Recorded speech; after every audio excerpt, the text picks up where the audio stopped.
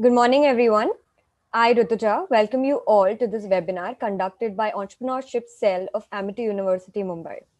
The Entrepreneurship Cell was started by the students of Amity University, Mumbai, under the guidance of Amity Innovation Incubator, Noida, to foster entrepreneurship among students on campus. We at ECEL are focusing on developing the entrepreneurial spirit of young students, which we believe is pivotal for our country to develop and foster. ECEL aims to provide an incubator to all the incubates within the campus with industry connections and the hands-on experience in the art of entrepreneuring. We also look forward to inspiring students to play a prominent role in the leading diverse entrepreneurial activities in the country and make a significant difference in the global innovation. Today, we have Sir Gaurav Sangtani with us. He is the founder and president of Jigyasa Foundation, a non-profit organization dedicated to education. He has been an entrepreneur and co-founded e-learning portal Kashika in the early years of e-learning in India. He's interested in tech disruption and its impact on business, society, and employability. He has been speaking on these topics at various institutes, including IIMs, AMP, IITs. He has also delivered various TED Talks on these topics. He's a financial professional, fellow member of Institute of Chartered Accountants of India, and working as the vice president of a global financial services firm. We're privileged to invite him on board with us today to share his experience and hope this session with him will be informative and inspiring. Over to you, sir. Thank you. Thanks, Anuja, for this invite. I'm privileged to be speaking with all of you today. And I'm thankful for you to give me your Saturday morning. I know Saturday mornings are not easy to get up and attend these kind of sessions. Hopefully, it will be good use of your time. I'll try to keep it brief and then we'll leave some time at the end for questions. Hopefully, you will be able to see my screen in a while.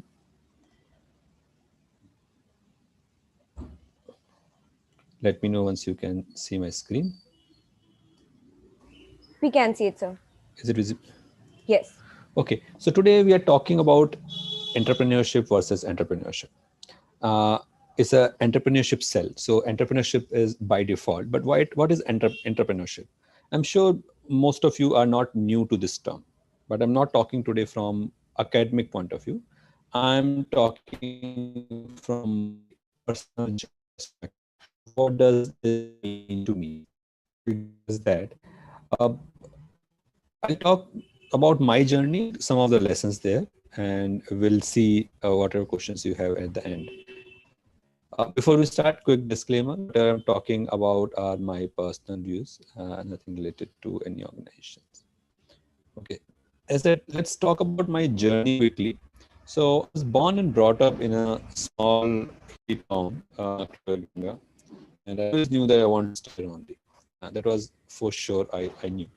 I'll start something on my own. I had few ideas that what will I do, and I did all my schooling here only, schooling, college, everything.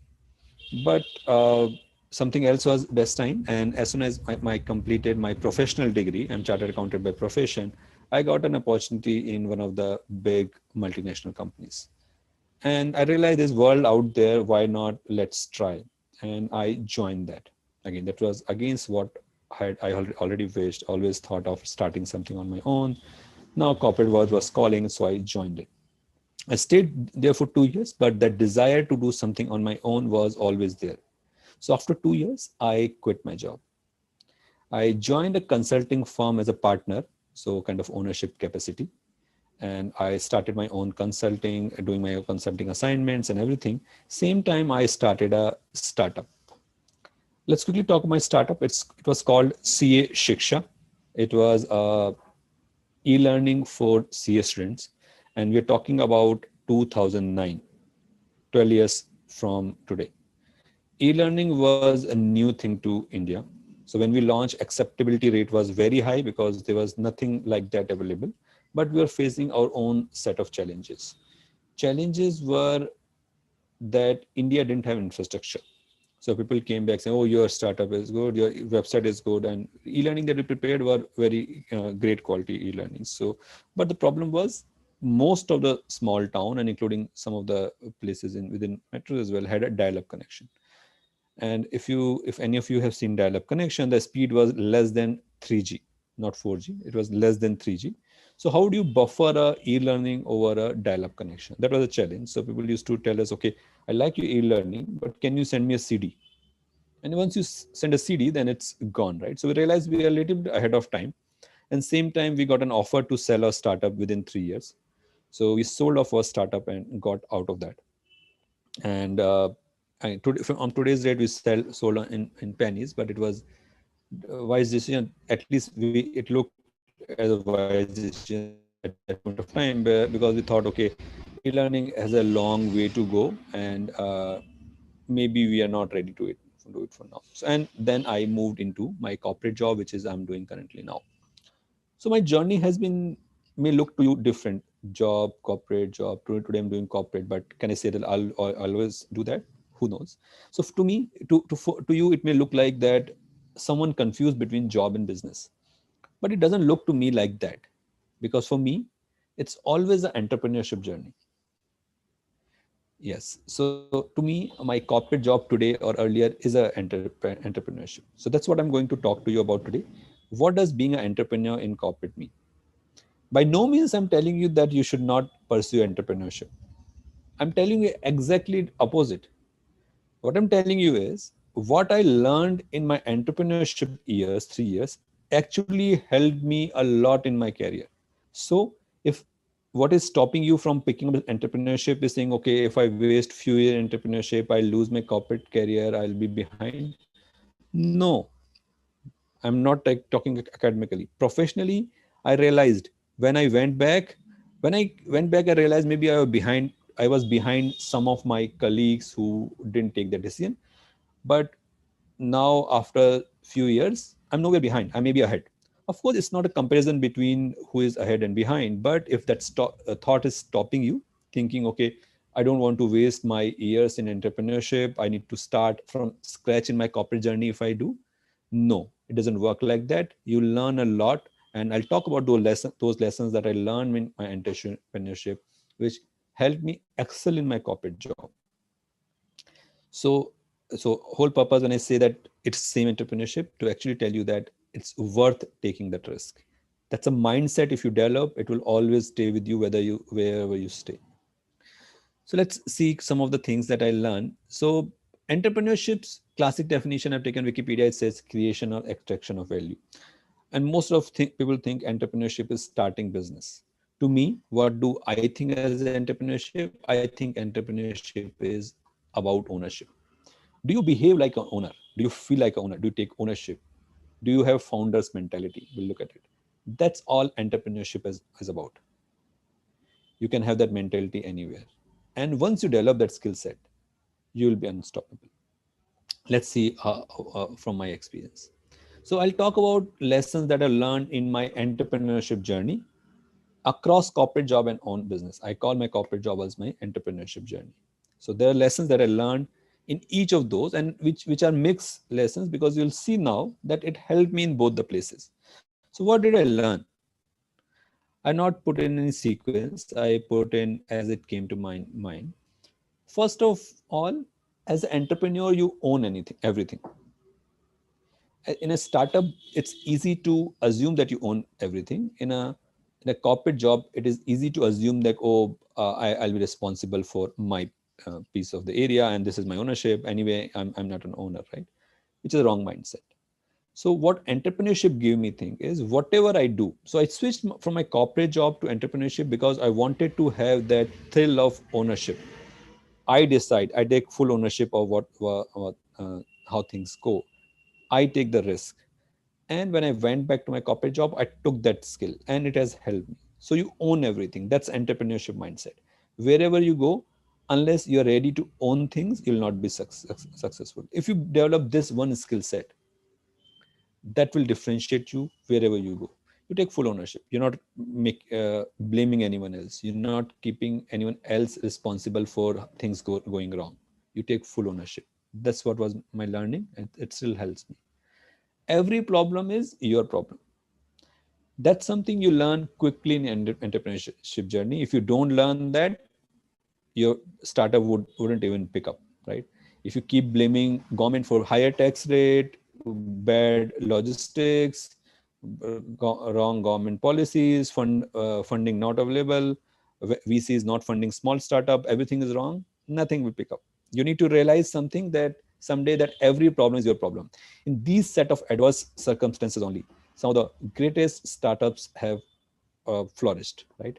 So the day you understand that, you take ownership of each and every problem, that's the day you'll actually be entrepreneur, whether doing startup or something else.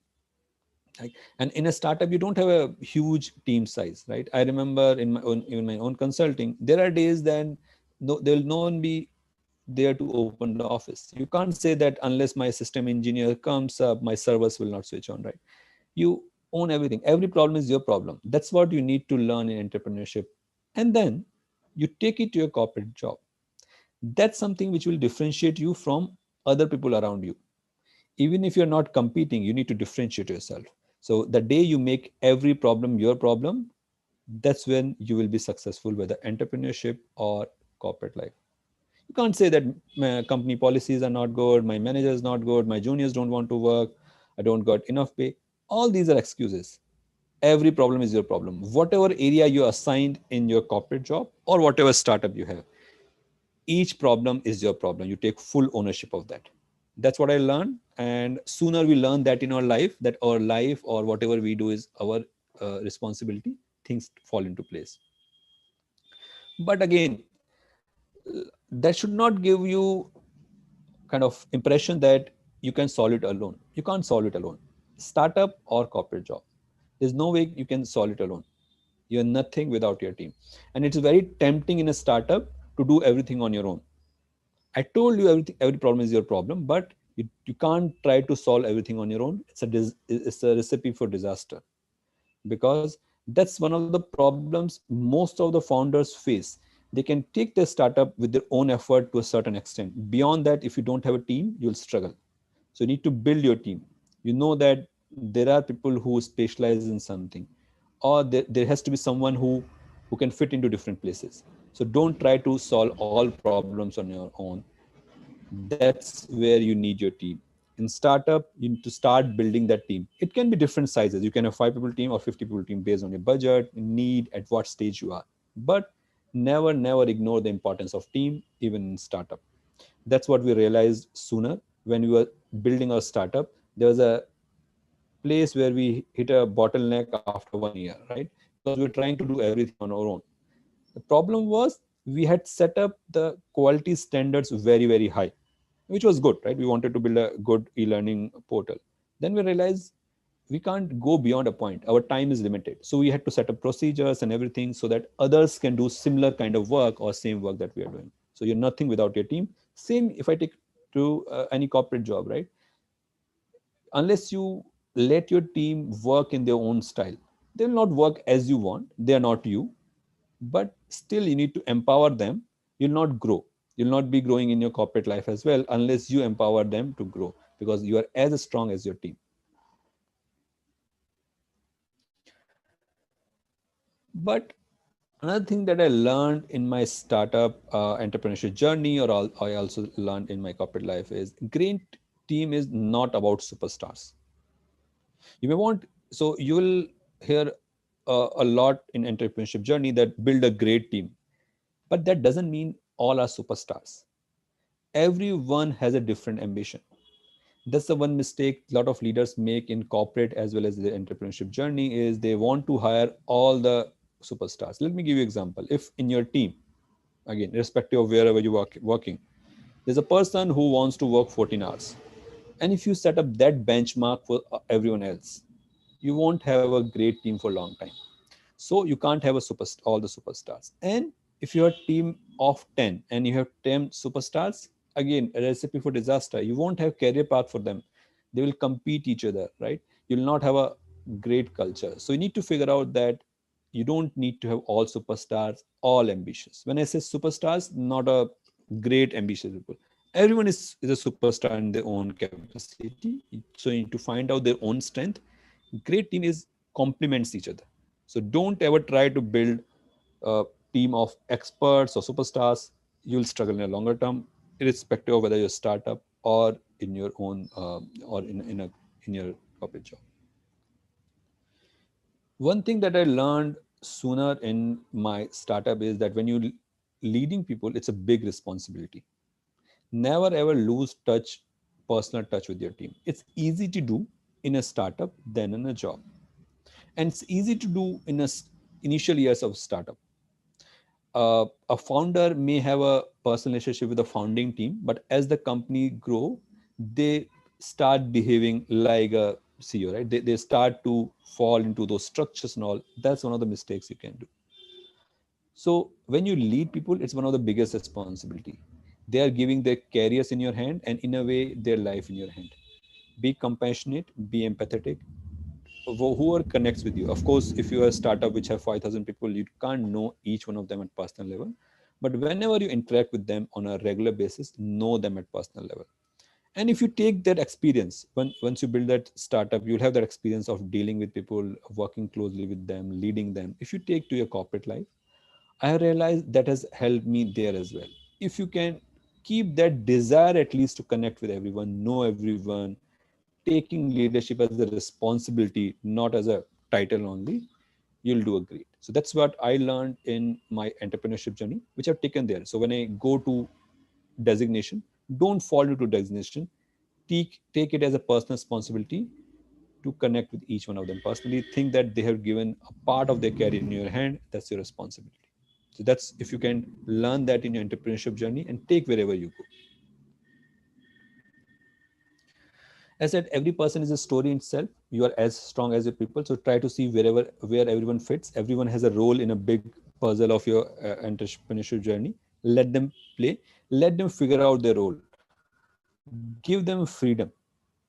It's very difficult when you are very passionate about an idea, you want to build it quickly, you want to make sure that you get a results. Of course, that those are all important things, but realize that if you don't invest time today in your team, if you don't invest time today allowing your people to fit into their pieces in your startup, you're not building a self-sustainable model. It will always depend on your guidance, your directions to run, which is not sustainable even a mid-sized startup. So try to build a team which can work on their own. They're not waiting for you to instruct them. So very, very important. Let people settle down. Let people take their own space. Give them freedom. That's when you build a sustainable startup. One thing that I learned, I told you what I learned in my entrepreneurship journey, which is helping in my corporate. One thing that had learned in my 2 years in my corporate journey, which helped me in my startup and which always helps me is businesses are run like business. When you, I know a lot of you may want to do a startup because you want freedom of how you want to do whatever you want to do. But remember, it can be corrupting as well because you don't have a boss to report, because you don't have a kind of a company to report, your comp is not determined by your performance, your ratings are not. Some of us may fall into trap of enjoying too much of that freedom. We may not be professional, we may not be commercial. But I realized sooner that business is like a business. So when I joined a consulting firm, I realized the problem there, it was existing great consulting firm, great clientele, great team to great knowledge, but it was a cash deficit because some of the things were not done very in a business way, right? So I had to turn it around. That's a long story, but business is run like a business. All of us are in business. So whether you are doing job or entrepreneurship journey, you're in business. When you do a job, someone else's business, shareholders are there, you run a piece of it. When you do a startup, you run your own business. But end of every day, and end of the day, everything is a business, right? So when I started my startup, I realized there are procedures that I learned in my corporate life, which can be applied from day one in my startup rather than waiting, right? Big businesses, MNCs have great procedures which help them sustain, right? I'll give you an example. What is your uh, business continuity planning? Can you think that in your startup? What happens if things go wrong? Some of the when we start startup, we're not bothered that about those things unless things go wrong. Are you managing your budgeting very professionally? If you're in corporate job, you learn that, but can you apply that in your startup? So one thing I learned is businesses run like business. Just because you have unlimited freedom doesn't mean that things will turn your way. Things will go wrong very soon from day one if you're not disciplined. So try to be professional, try to be commercial. I learned a lot of things running my startup. One thing I learned that 12 years back, that the cost of paper can cost you money. A long story, but so be commercial. Every penny matters, especially when it's your own penny when you're doing a startup. So try to be commercial. Don't over enjoy your freedom. Be very, very strict with you. If you don't have a boss, be your own boss. Set up procedures very, very professionally. You will need longer term if you sustain longer term. And your chances to sustain your startup a longer term is based on how professional you are from day one. So that's when I learned that. I came back. That was one thing that I applied very quickly and turned around our own consulting firm, and we saw the results very soon. Putting those things in place, and we'll discuss if some of you have questions about that. One thing I'm sure some of you might have heard it, that execution is more important than idea. In today's world, we give a lot of importance to ideas, brilliant idea, but ideas are overrated. Any idea is sounds very great on paper, and it's as good as its execution. Of course, I'm not saying that they're not brilliant ideas, but they are useless unless you can implement those. Let me give you an example, right? When Flipkart came to India, it was not a unique idea. Amazon was already there in US. In fact, some of their employees started at Flipkart, right? So it was all about Indian execution of that. They brought things which were very relevant for Indian culture, like pay and delivery, if people don't have a e-commerce payment systems. But when Flipkart was well established, Amazon came, the same model. They still are giving them great competition, right? It's all in execution. And today we can say that in terms of both, execution is turning out to be different. The quality of delivery and everything. So don't focus too much on idea. Focus on execution. Even if your idea is not very unique, you can still succeed if you put a lot of focus on your execution. And execution means all those things that I told you, being very systematic, building your team, and all those things. So, and you need persistence. Things will go wrong. Things will not go as you're planning. Let me give you an example. So we sold off our startup. Initially I told you, because we were getting at that point, we thought that okay, in this environment it can't scale up. Had we been persistent, slowed down, stayed there, it would have been different thing. Again, without going into past much, I can tell you we started our startup in 2009, and that was the year when Baiju was started. Of course, they are great, and we don't have startup, but I'm saying persistence is very, very important. We had a brilliant idea, and I can tell you some of the e-learning ideas we had those days still not implemented in Indian e-learning. Still people not thought, but we lost the execution track somewhere. So I'll say to tell you, irrespective of how brilliant your idea is, if you can't execute, you stay with ups and downs. If you're not prepared for long term entrepreneurship journey, it's going to be difficult. If you think it's not as fancy it sound, you need to be there with all the execution throughout. I'll say another thing is important is be flexible and be open. The way you start your startups and the way it will turn out may not be the same. What you think your startup will be and how it actually turns out may be different. You will never know. Amazon started as a bookstore. Today it's everything. It's a bookstore, but that's not how they sustain. And all of you would know, I'm sure, that Amazon makes more money from its web services than it makes from its e-commerce business. They never thought of starting a web services AWS on day one, but they ended up, right? So that way, unless you're open, you're flexible, don't be too stuck on your idea. Look at the environment.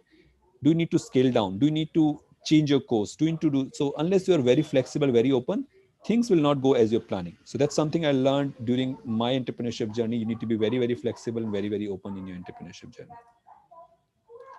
I'll give a pause for a second. If anyone has a question, then I'll have a couple of closing slides.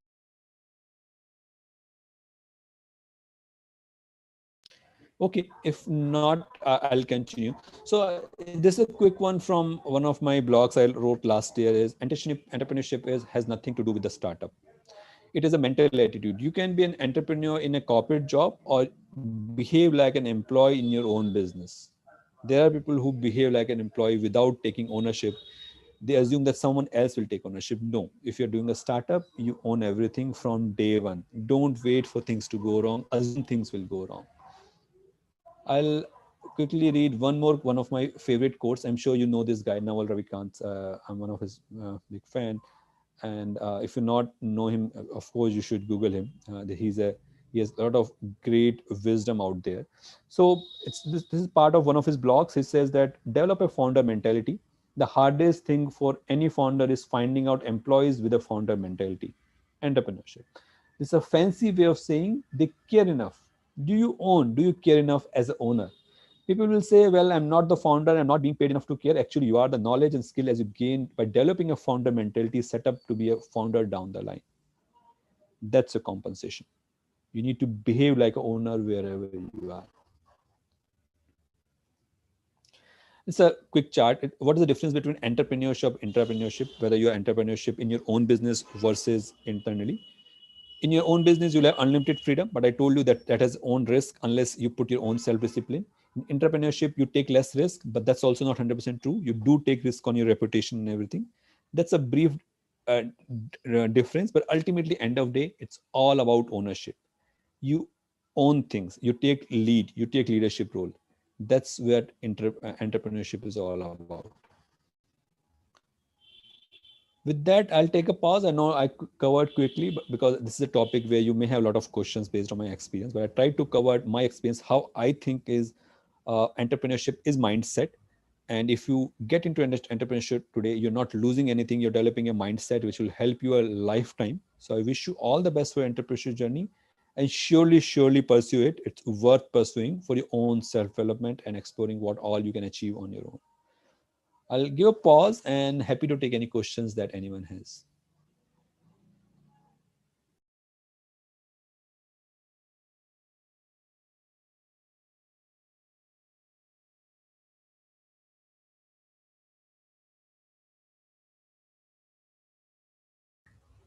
Everyone can put their questions in the chat box below.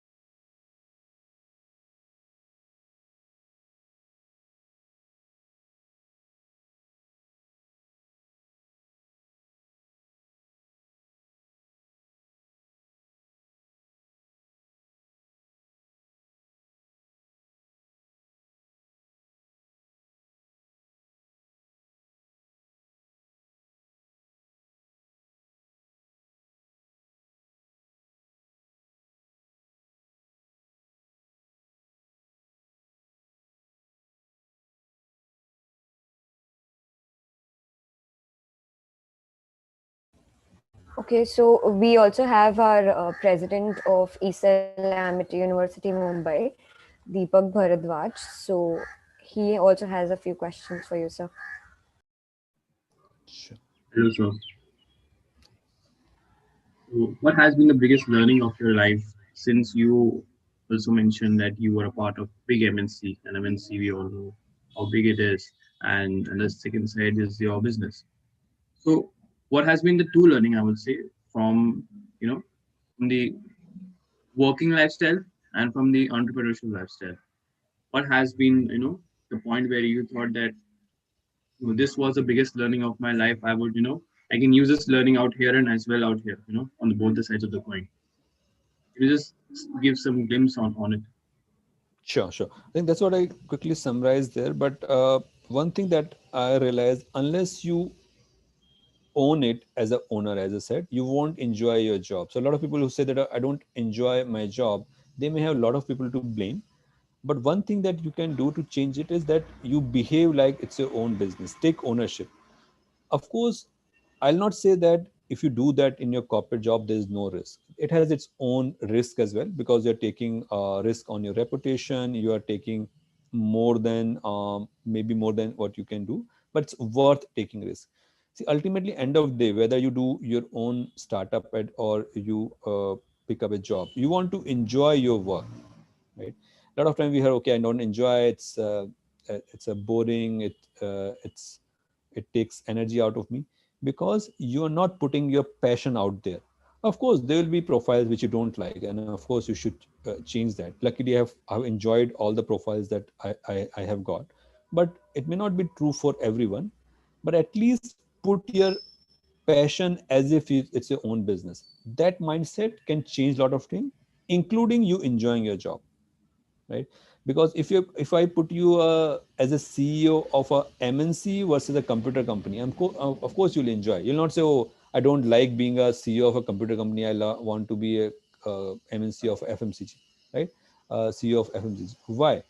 Because you enjoy that ownership, and you can build that ownership in whatever small scale you have in your life.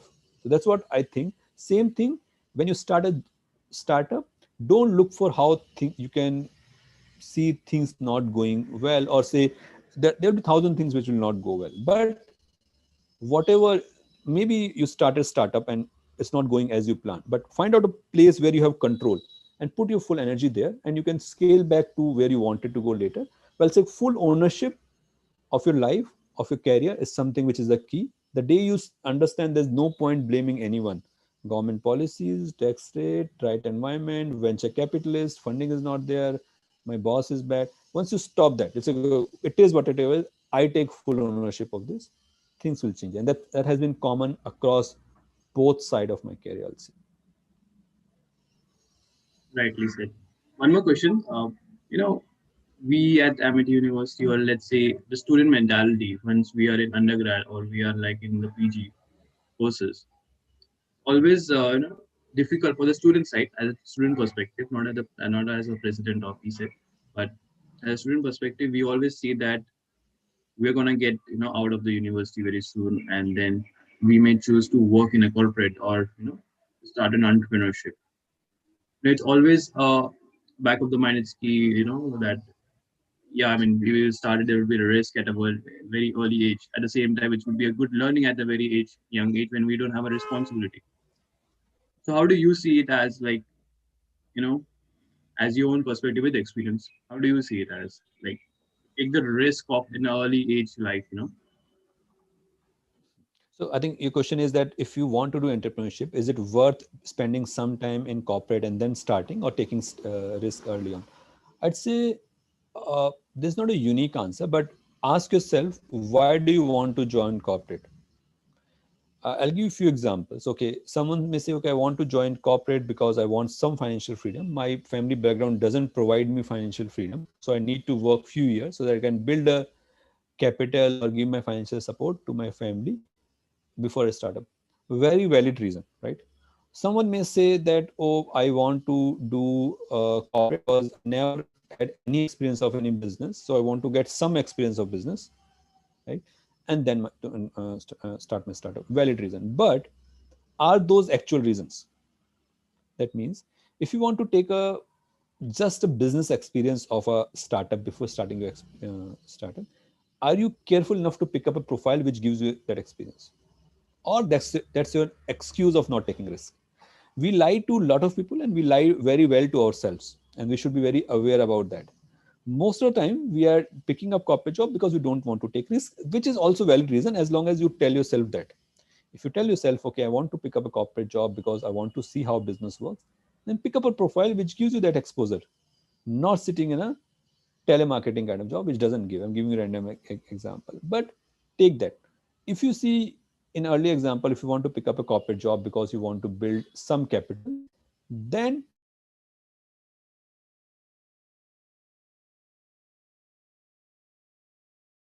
this much lack, I'll exit. So find out a good reason. There's nothing wrong about doing some corporate job before starting your uh, journey for entrepreneurship, as long as you know your reason and why you're doing. In my case, when I started my job, I didn't know what I want to do next. I was very confused.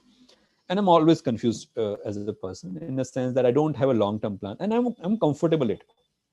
Why I'm comfortable it? Because if I say, oh, I want to do job for 3 years, I find myself not enjoying those 3 years, right? So when I take decision, I say, okay, today I want to do job, and as and when I don't like doing it, I'll change it. I want, and for whatever time I'm doing, I'll do it definitely. So I don't compromise on my terms. And different topic, but there are a lot of things, your values you can put even job. Okay, okay, I won't compromise on these values, and which is okay. If it doesn't suit, I'll figure out what to do next. So to your question, it depends on what you want, but don't be true to yourself. And there's nothing wrong about starting startup from day one as well, right?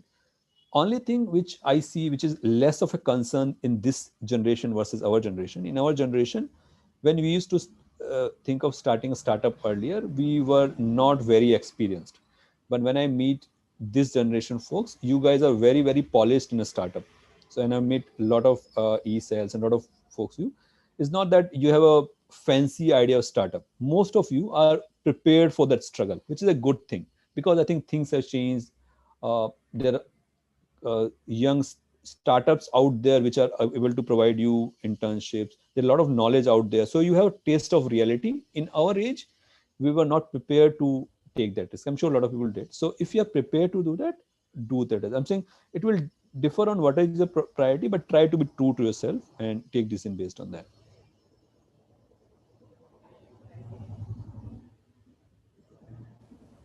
So we have another question from Pradnesh. Is it necessary to build a proper team and to always look before your team in the entrepreneurship business? Yeah, it's important to build your team, but when is the right time? When we started, we were two co-founders, and we were the only two. Initially you may not be able to afford the team, so of course team is needed if you want to build a sustaining startup. But what point of time, you need to decide that. Sometime your founding team may be part of your startup. That means you don't need a salary commitment, which is fine. So see, when are you ready to build that team? But the building that team is absolutely necessary, because as your startup grows, you'll not have bandwidth to do everything, and sometimes you won't even have time to build the team later on, because you'll be struggling. So start doing from day one. Of course, as I said, exception, can you afford, and who you can afford, all those things you need to keep in mind. But building team is essential if you want to succeed, because most of the time, a lot of times startups fail because founder is trying to do everything. You can't do everything, you'll burn out. So you need to build your team, people who can do their stuff well. Okay, so we have another question from Pradnesh. Where most of the people fail while building entrepreneurship business? Yeah, it's a little tricky question in a sense, because if I answer that question, I'll be kind of saying that I'm authority in answering. I'm not. I'm just giving you my guess. I find from my based on my personal analysis, it's a persistence and execution. So if you look at some of the businesses and failed businesses, you can say, okay, I'll give you one example. What is the first website from which we used to buy books in India? Any guess? Again, Deepak and Rija, you are there. So any website from which you could buy online books in India? And well, just a guess, Amazon, but it was very because I never bought it from the online So, store. so from before Amazon, there was a Flipkart. Before Flipkart, we used to buy from India Times. That was a shopping website. Rediff shopping was there. But before that, there was another website. It's what called India Plaza. Okay, we look up. Sorry, so do look up on Wikipedia. One day that site, slowly that site got disappeared. They were early e-commerce website, and very, very professionally developed, very professionally developed. And I was one of their first customers, because I picked up internet banking as soon as that it had hit India in 2000, 2002, and shopping. So I realized, And if I look back, and if you know, that is one of the execution failure. If they would have stayed, they came maybe 10 years before Amazon came India, or maybe 6 7 years before Flipkart came to India. And brilliant idea. I'll not say that they had any problem with their website, delivery on time, everything on time. And slowly they started moving into same model as today's websites are. That means going on a being a vendor marketplace. And I realized that, and I called one of their folks. Okay, I said, have you changed your model? He said, yeah, we are going to be a vendor market. I said, I can tell you because the quality has come drastically down. But Amazon and Flipkart are doing that very well. So execution was the problem. So I'll say execution. So if I look back today, I said, okay, if they would have sustained, they would have continued with the same way they started, they would have been maybe better placed than Amazon or Flipkart, but somewhere failed. So all the things which fail, there may be different reasons, funding may be reason, but bottom line is execution and persistence, which matters. And you have a numerous example like Elon Musk and all. And I'm sure the story today these days, which is getting famous in entrepreneurial circles, is how Elon Musk once wanted to sell Tesla to Apple, and Apple didn't give them appointment to meet. Right, so that's a story these days going on. But he stayed, he hanged around there, right? So all the successful startup, they go through up and down. That persistence mindset and execution is very, very important, which I'll say things will go up and down, but what will differentiate from successful and failed startup? Again, I may be oversaying because I had a very small startup, so that's why I said I'm not an expert in that. But from my personal view, that can be one differentiator. Can you hang around? Can you do everything to keep it running? Can you be persistent enough? Okay, sir. So next question is from Tushar. Before starting a new startup, is it necessary that we should gain some prior experience? Yeah, so I think partly Deepak asked, but I'll again rephrase it and say, I said, no, it's not absolutely necessary, but some experience may help you. But if you want to join a job for experience, then join a profile which gives you experience. If you're joining for a capital, then join a job which gives you capital. So find out your priorities. Starting some experience will help, but then you should join a place which gives you broad experience, maybe startup, or maybe a place which gives you enough experience. But some experience would certainly help, but it's not necessary. There are a lot of startup which people have started right out from within their course, right? Some IT startups that Facebook started without any experience, right? And we have a lot of Indian examples. People started out of their hostel rooms when they were studying. So it's not absolutely necessary. Some experience may help, but again, don't get into trap. You say, okay, I'll take 2 years experience, and then you get stuck there because now it's paying you. So find out your priorities and be disciplined with that. But getting some experience never hurt. It will be helpful if you know you're going there just for experience. Okay, so next question is from Muskan. From your startup journey, how did you get funded, or what creative strategies did you use to manage your cash? Yeah, so we never went for funding. I think, again, my personal experience, funding, go for funding if you need funding. And there are examples in India where some of the startups have succeeded without external funding. In our startup, e-learning website, if you if you actually be true, there's no funding required unless you want reach a certain scale.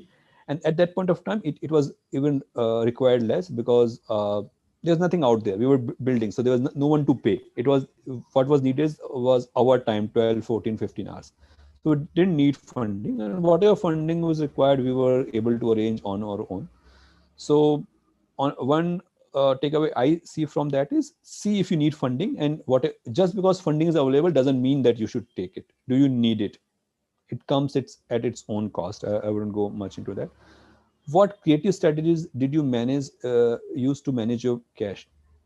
So see, luckily we have still have a generation which is a Indian generation which is old mentality. Your parents, our parents, right? They can tell you best how to manage cash, how to run businesses. Maybe our kids will not have that benefit because we will grow in luxury and we'll lose that skill set to manage cash. What I'm referring is, you manage cash as if that's scare, right? Unless you think, and that's how our parents, a lot of our parents used to manage. Said, okay, be, and sometimes we don't like it, right? But that's how you run a business. Unless you're concerned about every penny, you'll not be able to run it for long term. Be very very cautious when you're running a business. It's very tempting to put a flashy board versus putting no signboard. You may want to build a great office because you want to feel like an entrepreneur, and you may not need it. And you know that a lot of startups have started from garages, right? Why? Because that tells you one of the characteristics that they didn't want to spend cash which was not required. So only thing is, be very very choosy, where do you need to spend. Do you actually need to spend? If you have a, and as I said, some of you would know that most of the startups are started on a personal computer rather than setting up office. So I'll say only way to, that's how we also manage cash. Unless it's absolutely necessary to spend, we stop spending. We thought there will be day we'll have a visiting card. Today is not the day. There will be day we'll have proper office. Today is not the day. And so I'll say only creative thing is, unless you absolutely need to spend it, save cash. Cash is blood for the business, small or big. Most of the businesses run out of cash than profit. So don't ever spend unless you need it, and be very cautious. That's the only creative strategy we use, and that's what I can suggest you. Once you start, remove everything. If you can sustain cash for longer term, you'll survive the downturns. So try to be very cautious with that. Second question I see from Muskan is, how did you decide it was right time to sell your startup? I'd say I'm not a good example, because today I look back, I say maybe we sold too early. So I'm not a good person to tell that. When you start, I personally think when you decide to sell your startup, actually you're quitting startup. So you should not plan to that. I know a lot of startups are started with the intention to sell later. I'd suggest don't start with that mentality. Then you will not be bothered about cash. You'll not be bothered about profitability. You only bothered about valuations, because that's what matters for you, because you're selling. So I'll say don't think from that perspective. I'm sure Jeff Bezos never thought of selling Amazon. If he built that with the intention of selling Amazon, then he wouldn't be where he is. Same is true for Elon Musk, right? They want to be rich being a founder than being by selling it. So don't think about selling. There's no right time. Unless you think that you can no longer run it and someone else can run it better than you, it's better for your business, that's the time. And that's what we thought. So we didn't sell to another startup. We sell to an institution which was a big education institute, and they said, okay, if you sell to us, we'll run it and we'll make it free. So it's okay, that's a good, because today charging for this internet speed is not good, and or most of the students are coming from uh, rural areas, small towns, who will benefit more if someone makes it free. That was one of the decision point we made. But if you think someone else can run it better, then maybe the point. Otherwise, you should start with the intention of running it, not being making money by selling it. That's my personal view.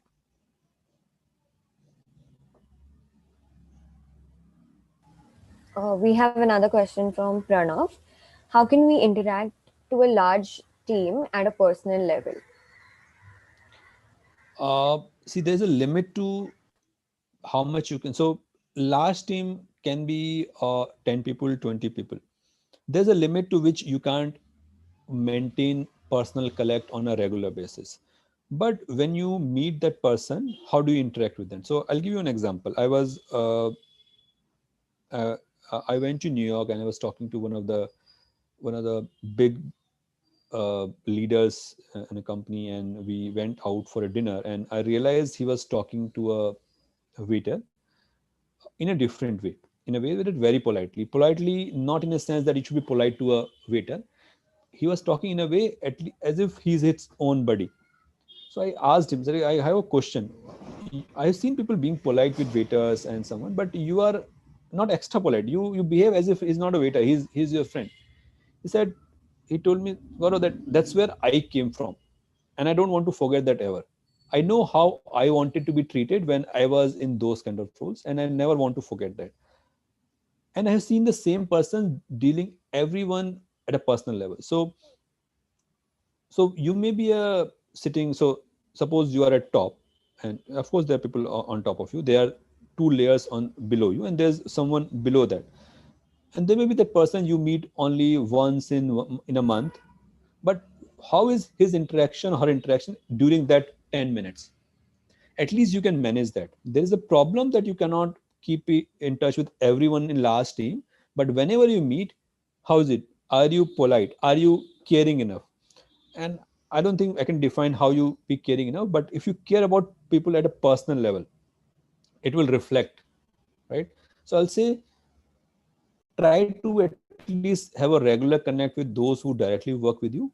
But even if people don't work directly with you, make time for that. And if you have time constraint, whenever you meet them, at least make that experience memorable for them. Make that experience special for them. Because you are a senior leader and you're meeting with junior people, interaction should not be about you. Great leader flip it. So I've seen great leader asking, so, and sometimes it puts you, when I'm talking about my early years, right? I've seen some great leaders focus starts, they're talking about me, and I'm very surprised why they are bothered about me. I'm a junior employee, but that person is more talking about me, while they could have talked about them. What is so make that person feel special. Even in small interaction, the person will remember for a longer time. That was a very enlightening answer, sir. So, Okay, so maybe next quick, one one. is from Samriddhi. How did the idea for your business come about? Where did the idea for your business come from, basically? So when I was kind of uh, leaving my corporate job, I knew I had to do something. So okay, that takes me to, so I started learning computer programming sometime in 2000 or 99. And if you guys remember, 99 2000 was a important year for computer science, because it was a year Y2K problem was there. If you not heard search about Y2K, everyone was considered that when year 2000 comes, year will change to 4 digit. Before that, all of us used to use 2 digit year: 98, 19, 84, 83, 85, 99. And somehow idea was there that computers will not able to handle it. A little bit may sound weird now, but everyone was very afraid that. So that was the initial years of computer science. I learned computer programming 3 years, and I had an option between doing CA and MCA. And to give you a sense, MCA was a prestigious degree at that point of time. That means you were a computer expert if you did MCA at that point of time. So I had a choice. I chose CA because somehow finance interested me more. Same time, I was always interested in teaching. So when I was doing my college, I was teaching even for free or some small tuitions. Someone I was teaching. Teaching is my passion. That's why I enjoyed taking these lectures, and I enjoyed in person, because as a teacher, joy is when you see someone's eyes confused, and after you explain, you see that person understanding. That's a teacher's joy. I'm sure your teachers will resonate with me. For teacher, virtual lecture is very difficult, because I can't see joy in your eyes. I can't see that you are happy to do in this environment. So when I left, I said, okay, let me stop and reflect. I'm anyway leaving my job. What business should I start? I said, it is a time to take full on risk. So I said, what do I enjoy? Enjoy computer science a lot.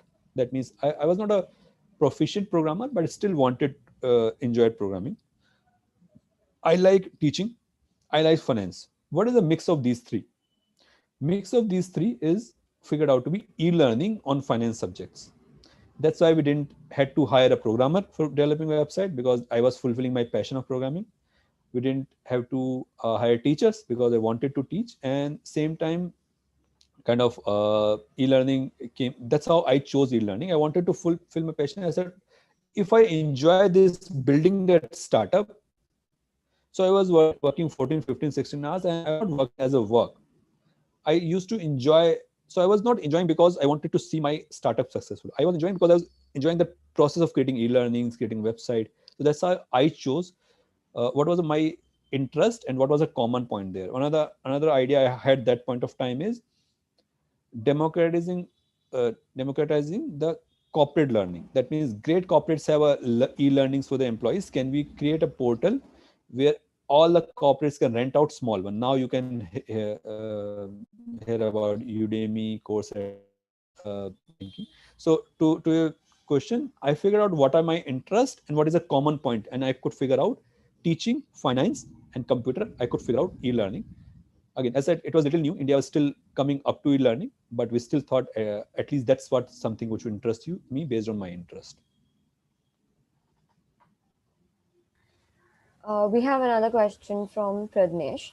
How long business? How long is a business considered a startup? So you're saying that how long you can call it startup, because startup is a name, so you can call it anything.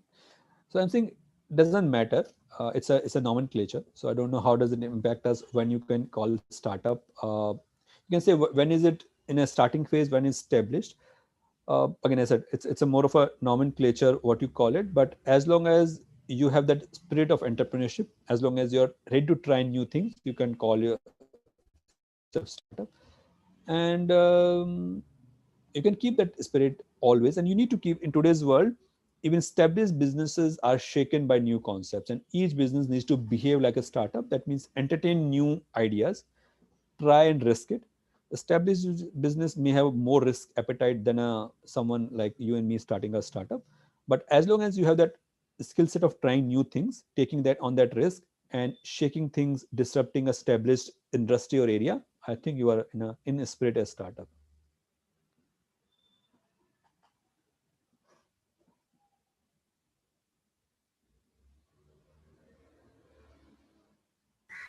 I think we're done with the questions. Do we have any more questions?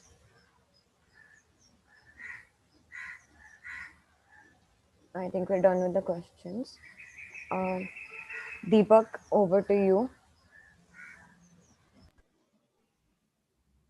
So thanks a lot, sir. It was indeed a great, thought-provoking, and a very practical, I would say, perspective that you've given to the students, to the budding entrepreneurs, to the professors out there, and to the community of entrepreneurship around the MIT campuses. I would like to take this note as a thankful note. I hope everyone has enjoyed this session, and there would be some key learnings from this. So thanks a lot, Gaurav sir and Rutuja, and everyone present out here. And by this, we will take a leave. Thank you, sir.